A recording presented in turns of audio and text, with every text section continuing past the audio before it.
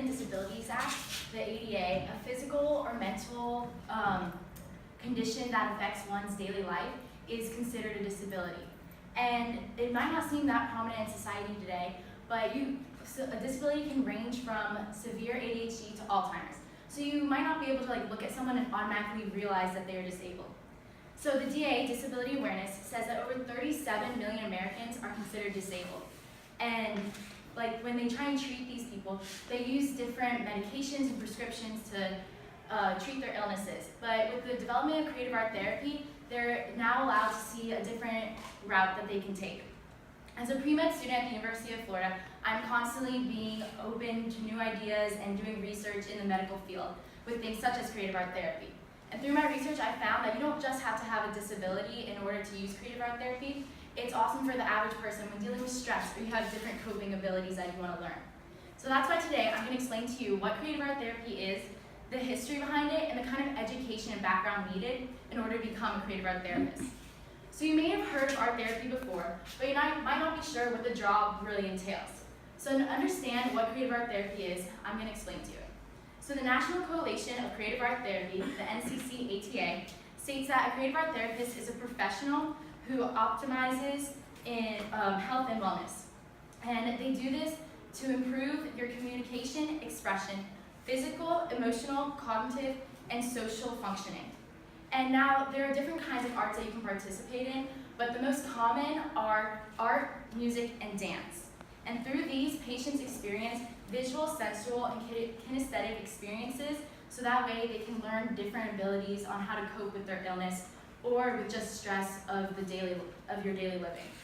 Now, using the different arts, each has a different effect. So depending on which one you choose, you can see the different kinds of emotions you're releasing. And through these, everyone can learn to better themselves, whether it's for their managed behavior or to increase self-esteem. Now, it's becoming a more acceptable way to treat people, so more people are getting involved in the research behind it.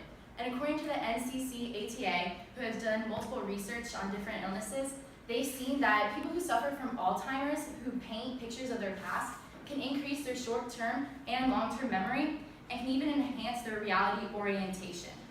So now that you know more what creative art therapy is, I'm going to talk to you about the history behind it. So with the technique becoming so prominent in today's society, it's important to know the background of it. So drawing has been around since before our time, starting in caves over 40,000 years ago. However, it wasn't until the 1940s that creative art therapy was seen as a distinguished therapeutic device. And according to the Art Therapy Journal, a peer-reviewed source, they said that America and Europe were the first ones to even recognize it. And our pioneers for creative art therapy were Margaret Newberg and Edith Kramer. However, they looked at it in two completely different ways. Margaret saw it as simply a therapy. However, Edith saw it as something that allowed for creative expression and a free association. So you would participate in one of the creative arts, and then she could look at it and she could tell your different emotions, and from that she could treat the illness properly. And since the beginning, it has come a very long way. It started in mental health institutions, but now it can be seen in places starting from halfway houses all the way to private practices. And because it's becoming so advanced, different physicians and schools and other professionals are getting involved with it. And through the research that these professionals have come together, they have seen some amazing results. And even the average person is getting more involved with it because they're seeing that it's not just for people who are disabled. It is something that helps you to process your emotions and to learn more about yourself and how you deal best with major illnesses or disabilities in your own life. So knowing that the creative art therapy is developed and has become one of the biggest advancements in the medical history, it's important to know the kind of background and education that they're getting so that they can treat these illnesses. So creative art therapy takes a lot of work to become one. Art Therapy Journal says that in order to become a creative art therapy, you have to be a trained professional in health development, psychology, and counseling. And on top of that, you need to have a master's degree in creative art therapy. But if your college or university doesn't offer it, you can get a master's degree in something that correlates with it, such as psychology or counseling.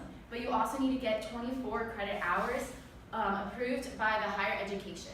You also need a license from the AATA, and you need to have an understanding of visual art, but most importantly, you need to be passionate about it.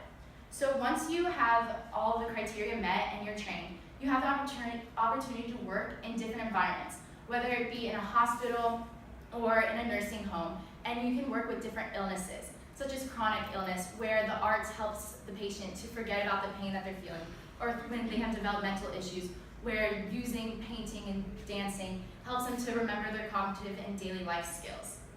So now that you understand a little bit more about creative art therapy, I hope that you see that it's not just art and dance. There's a lot more that goes into it.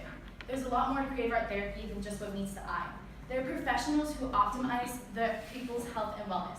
And for being started almost over 100 years ago, they've already come a long way and have developed so much in their research, and they've learned so much more about how to treat these illnesses. And it's not a simple job that you can just get in an hour or two online. It takes a lot of hard work and dedication. But once you achieve it, you can work with a wide range of people and a wide range of environments that work best for you.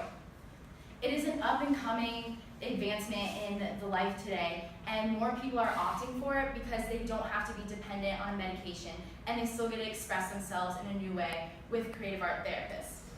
And I hope that now you know a little bit more about what creative art therapy is, and that if given the chance, you'll understand and have more respect for creative art therapists and how they work and the different kinds of treatments that work. And as Kathy McElroy would say, art is a constant agent of transformation and is indeed the soul's drive to health. So next time, think a little bit more about creative art therapy.